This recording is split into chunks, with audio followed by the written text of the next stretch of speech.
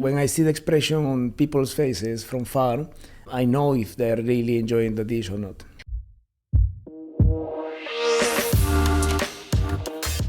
Welcome to the Kelly Lundberg podcast, Roberto. It's great to have you here. We enjoyed a wonderful dinner a few months ago, and it's great to have you here on this table, just with no food. Indeed, but we have nice water. Yeah, something wrong with that there. Thank you, Kelly. It's my pleasure being here. Yeah, Thank it you was very much. such a fabulous evening that we had. That it was the combination where we had 3 courses with yourself at Tabu, and then we moved elsewhere. What a nice way to collaborate. It was great. It was great indeed. It was a great night. We have so much fun, actually. It was nice not to be actually cooking during the whole night. Yeah. But enjoying with you and having the opportunity to know each other a little bit more. Yeah, it was lovely. Do you want to give everyone a little bit of a backstory as to who you are and where you're working at the moment? Sure. So I'm Peruvian, Peruvian national. I'm 35. I always say 36. I don't know why. I'm 35 years old. We age yourselves. Yeah. I've been calling myself 43 all this year, and I'm like, I'm not. I'm just 42. True. I'm a professional chef, and I've been in the country, in United Arab Emirates, for the past 12, almost 13 years now in July. Okay, wow. So a new life here. I've been operating and opening different restaurant concepts. Well, let's take a step back. What got you into cooking and creation and what you create now, I think's been part of the journey, but where did it start? So everything started because my mother doesn't know how to cook, right? So does she know you say this on all the podcasts? All the time. She knows. The one cooking in my house was my father. For me, it was very normal to see men in the kitchen cooking all the time, right? Yeah. So I actually started, cooking when I was 11 years old, just helping out and everything. And then I did my first dish at 11. My parents were not home. I was with, I think my grandma was there. And then I just got a cooking book from a shopping mall, very simple. I got all the ingredients and I started cooking. This is at 11 years old? 11 years old, yeah. The recipe was really simple. It was rice with some vegetables and then a chicken with bechamel sauce, right? But that's super hard to make. It's very easy, but at that time it was super hard. For me, it was a challenge, right? So then when my parents came back home, I told them, listen, I cook, I want you to try, blah, blah, blah. And then they were like, first my mother wanted to kill me because obviously how come I was cooking, I could get burned or cut myself or anything could happen. Nothing happened. They ate what I cook, and I remember the face of happiness in my parents, right? So I think until today, that's my motto. That's what is keeping me inspired and motivated to keep cooking and creating. Because I remember when we had the dish, the first dish that evening, which was, I think it was beef tartare. Do you remember? It was Wagyu beef tartare. You were mixing it in front of us there. Yeah. And it was on was it a little bun? A little bun of brioche. Oh, it was so nice. And I don't normally like beef tartare. And it was so nice. But I remember you said that you look at the expression of everyone when they're eating. Correct.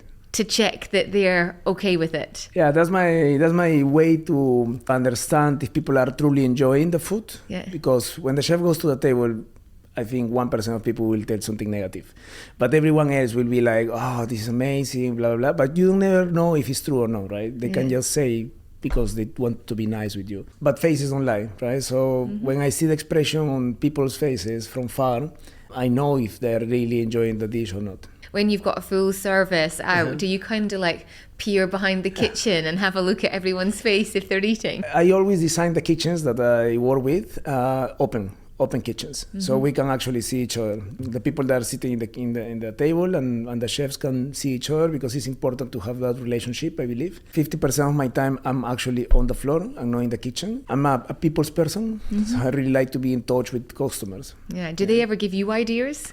No, not really. No, that comes from, all from what you're doing. It's just the facial expressions you're going in, I'm going to do this. Yeah. How did it go from that first meal that you prepped for your mum and dad and they liked it? Then did you start getting more responsibility in the kitchen? Actually, then I started cooking for my friends. And then for at 11? Yeah, I was getting older, you know, but I started at 11, and then I was cooking with my parents, with my father actually. Sundays with my grandma. Sundays was the family lunch all the time in grandma's house. She didn't cook much, but whatever she cooked, she teach me as well. I was getting involved. Then I cooked for my friends, then for the friends of my brother, and then everyone was talking about me cooking. When I had to take the decision, I was 16. My parents loved that I cook as a hobby, but they never realized or they never thought I really wanted to be a professional chef. When the time came to tell them that I wanted to be a chef, I was finishing the school. I had 16. And then they say, no way. My mother is an accountant, my father is economist, and my brother has a master in finance. So I'm like, no way. You know, you have to go to university, you have to study, you know, whatever you want, but in university. And then you want to do something else, then you can do it. So it was a big fight. We didn't talk to each other for 2 months. A lot of drama happened. I applied to university. I entered 2 universities in Lima, Peru, and then I told my parents, okay, listen, if you want me to go to university and waste 5 years of my life doing something that I don't like, and then to work to be able to pay my career, you know, then good for you, but you are making me waste time, you are wasting my life. And then I remember my father lost his job at that time, so he was in a tough situation. He wanted to go to live in the United States alone, to work and to be able to, you know, to provide more for the house. My father told me, I will not leave my family and go and work in our country just for you to be a simple cook. And I told him, I'm not going to be a simple cook, I'm going to be the best chef in the world. We didn't talk like for a couple of days more, and then one day they woke me up and they said, okay, you know what, let's go and check what cooking school or what institute is the one that you really want, right?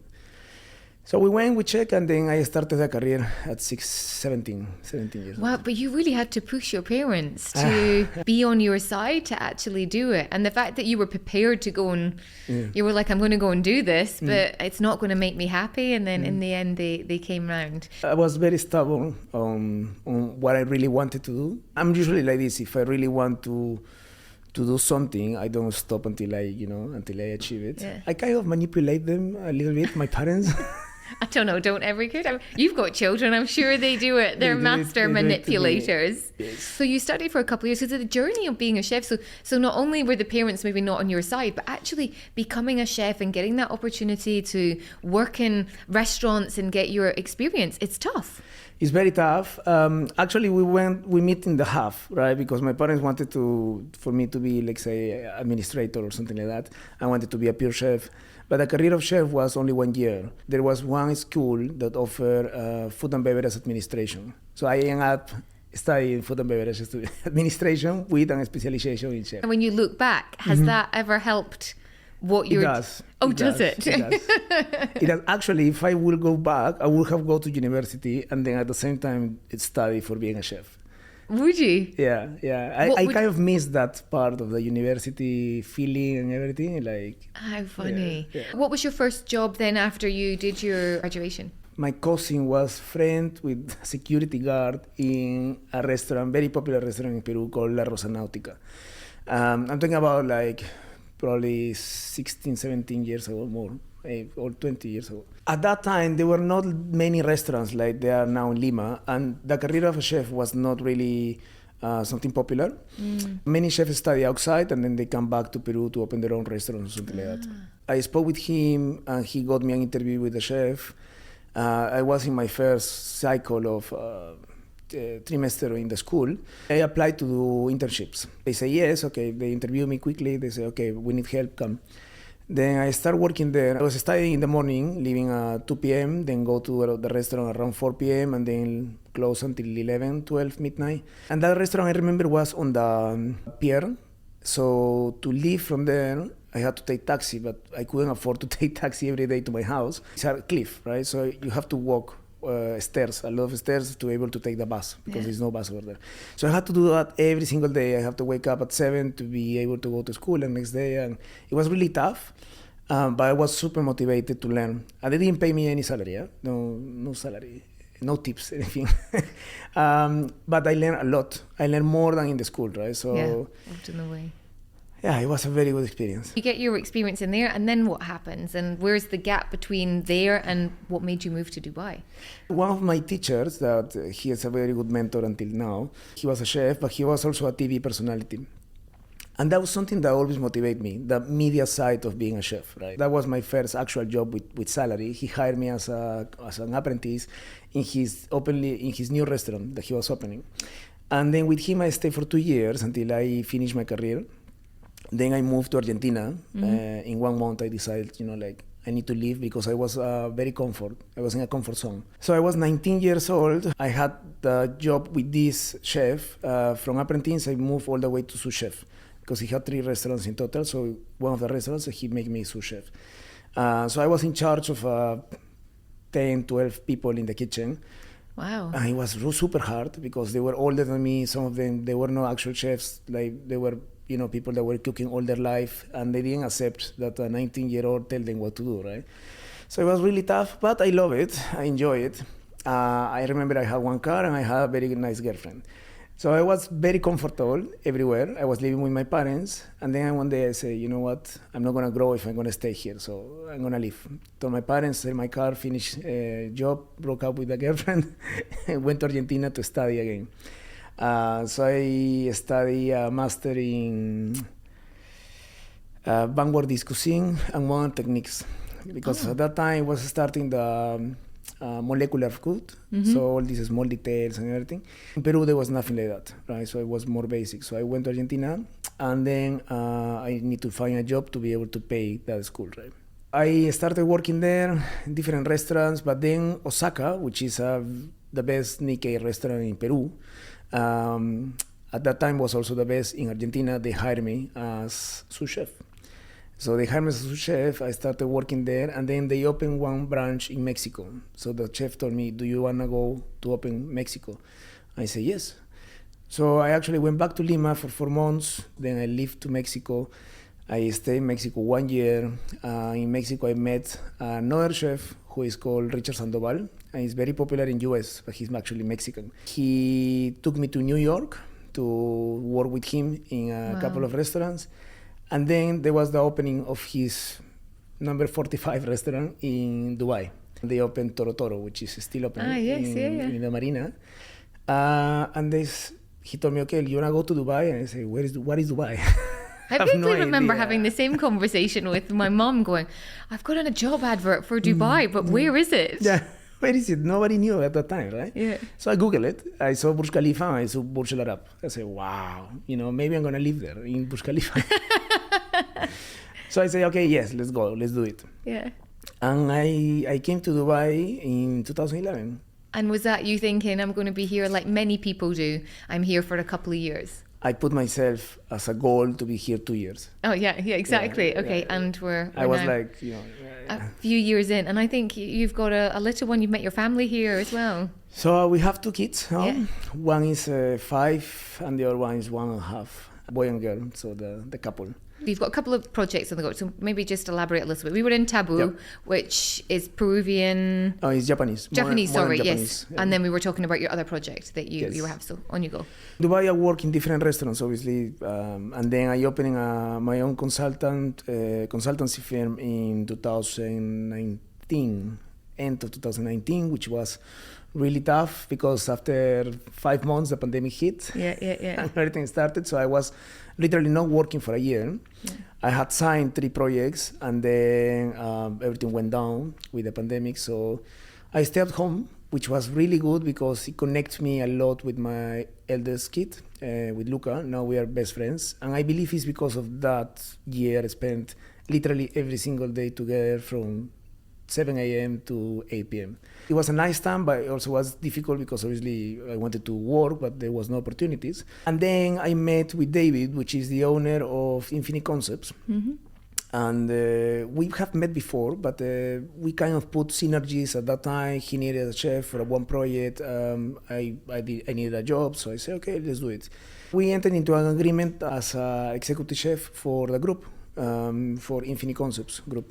I still have 𝗟𝗏𝗁𝗁 Hospitality, so it's 2 different brands. With 𝗕𝗏𝗏𝗏𝗏𝗏 Concepts, I developed different projects with them, different restaurants, and I manage the culinary side of it. So one of them is Tabu, the one that we met, and Tabu is a modern Japanese restaurant, which is very successful. It's in the 𝗕𝗿𝘂𝗁 business bay. And we are doing very well, and our anniversary actually is next week. So our first year anniversary, yes. With 𝗟𝗏 Hospitality, I do specifically food consultancy. Yeah. So I don't do the whole solutions. It's mainly focused on food. Menu development, menu engineering, staff training, recipe developments, etc. All that food and beverage degree that you did coming into practice. Exactly. Come full circle. It's crazy. Okay, with 𝗟𝗏 Hospitality, we do this. We did 18 concepts in Dubai. Well, actually more than Dubai, also in Cairo, in Kuwait, in Saudi Arabia. Now we're doing one in Spain. It's actually growing slowly, but it's my, my baby. Now I'm opening a new venture, which is called La Barra in Najil Mall in the Pachica food court. It's a small Peruvian tapas venue that is going to offer authentic Peruvian food, but in a casual fast food mode, which I believe is the only one doing that. So I think it's going to be very, very good. You talked a little bit about when you were there that Peruvian food wasn't what it is now. Like it's very much like it's got its own signature. How do you think that's evolved and happened? It's crazy how it evolved, actually. Probably in Peru, the past 15 years evolved a lot. It started slowly, and mainly with chefs coming from abroad, right? So Peruvian chefs that were studying in France or working in Europe, and then they come back. They actually believe they had the opportunity to come back and do something new in Lima. And that's how I started. With chefs having the creativity to turn dishes, with all flavors, with tradition and culture, into something really nice with technique and creative side, right? So with that, we are very lucky to have in Peru a multi-diverse culture. So we are a mix of everything, right? So when you see, I don't know, someone from Australia, is pretty much everyone looks kind of the same structure. In Peru, you see 30 different people, and they are all Peruvians, right? So we have a massive mix of cultures. And that started many, many years ago, right? So Nikkei cuisine, for example, which is my specialty, is the mix of Peruvian and Japanese food. And that's not really because we thought, okay, let's do a Peruvian maki. It was a mix of cultures that started 500 years ago when the first immigrants from Japan arrived to Peru. Very far, but they arrived in a ship called Sakura Maku. They started looking for new opportunities in different continents. So we actually, until now, we have the second biggest colony of Japanese immigrants in Latin America. So the first one is Brazil, and the second one is Peru. When they wanted to eat their own food, right? Not our food. So they start cooking with what they found in Peru. And that's how the mix of Peruvian Japanese started. And it's funny, when you go to Lima or to Peru in general, there is no a single Japanese restaurant. All of them are a mix. All of them are Nikkei. So you want to eat like authentic Japanese food, there is no a single restaurant in Peru serving authentic Japanese food. Oh, interesting. Maybe there's an opportunity. Yeah. You mentioned there when we were talking about earlier, and I was curious to kind of bring back on that about, you're very much a people person, and you can see that in the energy, but chefs are not notoriously known to be people, and you have this other impression of what potentially chefs are like in the kitchen. Do you think that's opened more opportunities for you, or 100%? In terms of what's coming up, or just being open to asking, or what? I always say there are two kinds of chefs. The chef that cooks all day, that thinks about food all day, they are living in the kitchen, like 15 hours inside the kitchen. And then there is me. The other breed. The ones that we actually try to build our own personal brand, being a chef. So obviously being a chef is pretty much related to food, but it should not be the only thing that you think about, right? So we think about finance, we think about media, we think about how to grow our business, how to create more clients, how to have a better following. All this is impossible if you just live inside the kitchen, right? You have to explore. There is a world outside, And I tell this every time when I hire my chefs. I tell them, don't expect me to be that chef that you think I am, Just I am a person that likes to enjoy life. I am a person that have a work balance with life. So I dedicate time to my kids, I dedicate time to myself, and I work, and I'm passionate about it. But if you push me to be only working, then I will not be passionate anymore, right? So you have to kind of balance that to be able to have a creative side and a passionate side, all the time motivated. Was that a gradual thing, do you think, or? Obviously, in the beginning, it was more difficult to say that and to do that. Now, with the years of experience and with the opportunities I had and the businesses I have, I kind of put this very clear, because it's really very important to do a job that you are passionate about, and that nobody kills that passion. Nobody put it down, that passion or that creative side. Executive chef in a hotel, because it's too structured. You have to do this, you have to do that, corporate level approvals. It's not my thing. I like to cook, I like to create, I like to talk to people and to be in media.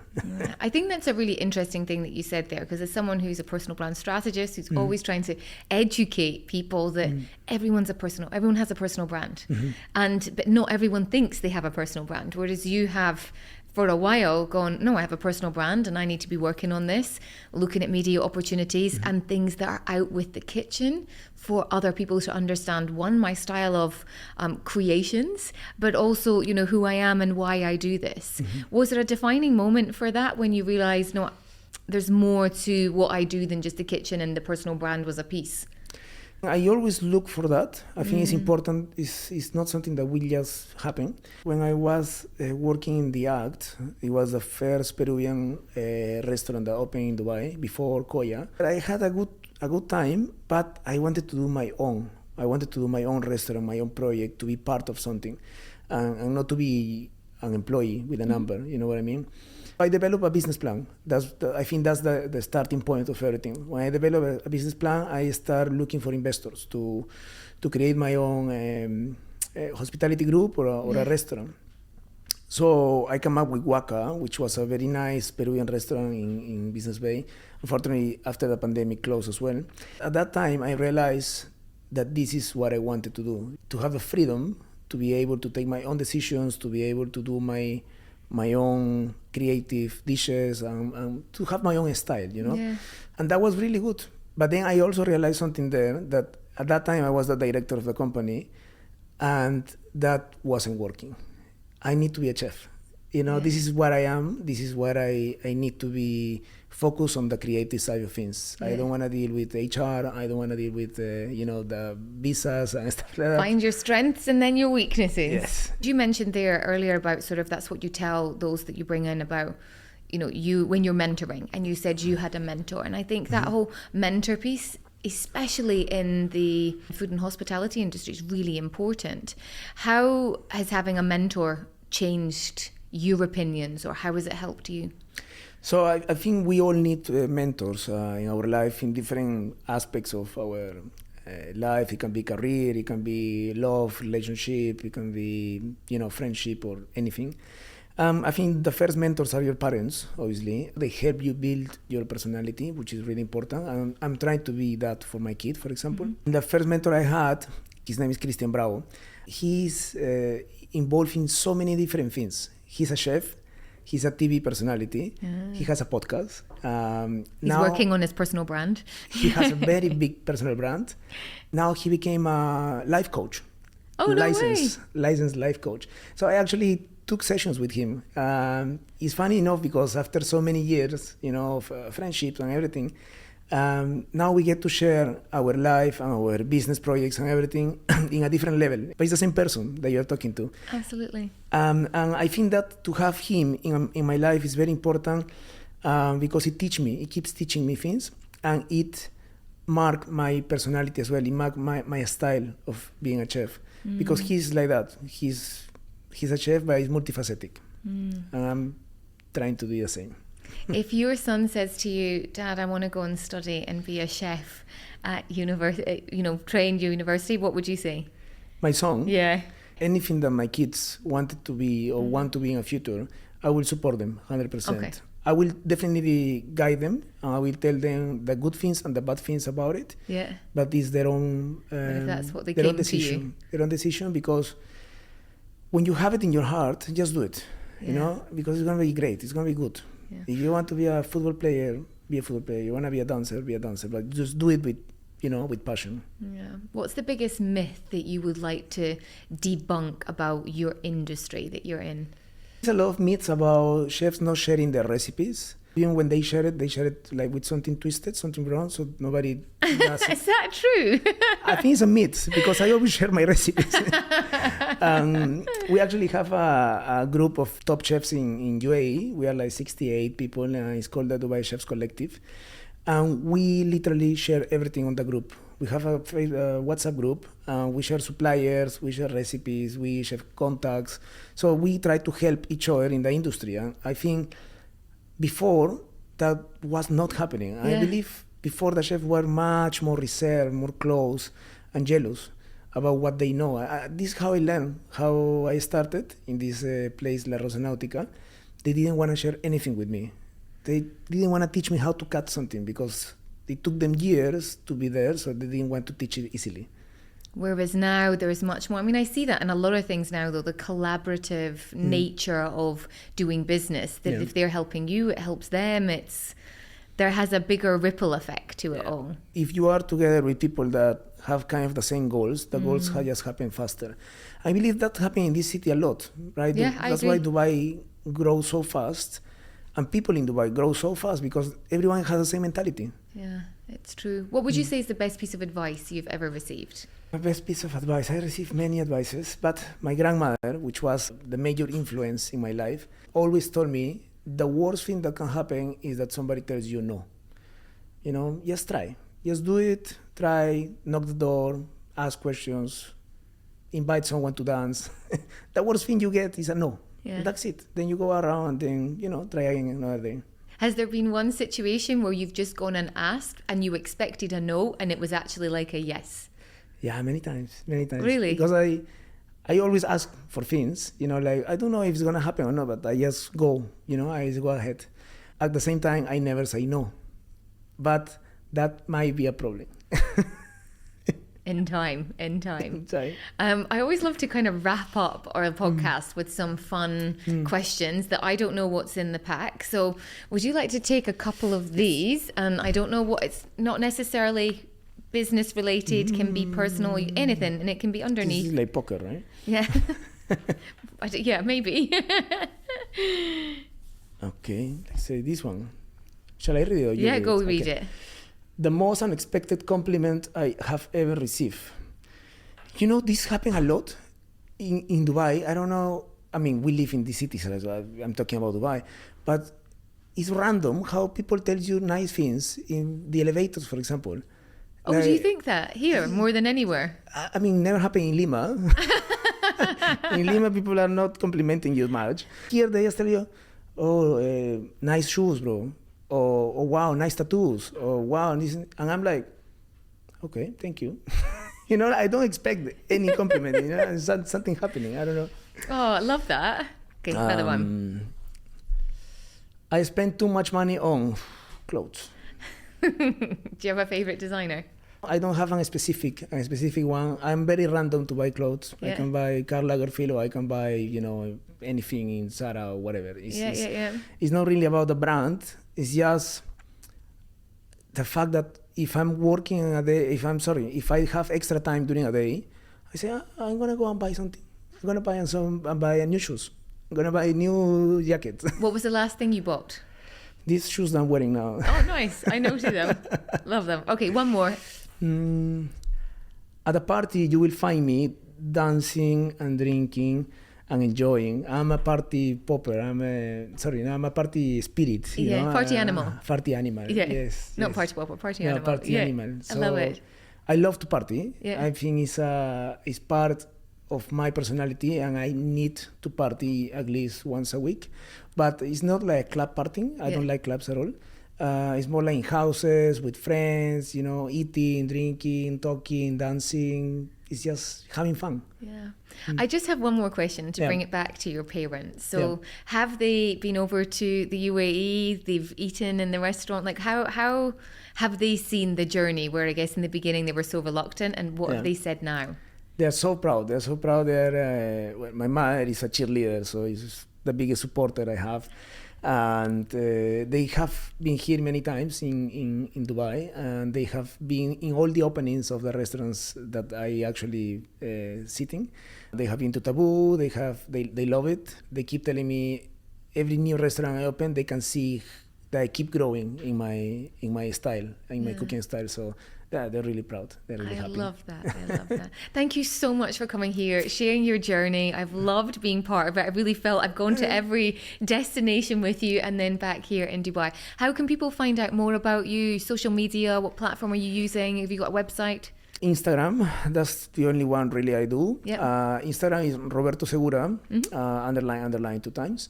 And then my website, for any business related matter, is 𝗟𝗲𝘁_hospitality.com. But you can find me on Instagram, you can send me a message, you can ask me for recipes, tips. And you'll share them. I share them all. Brilliant. Well, thank you so much for being so sharing with all your knowledge today. And I loved our dinner and look forward to coming back again. And thanks for your time. Thank you, Kelly. Thank you. I love it.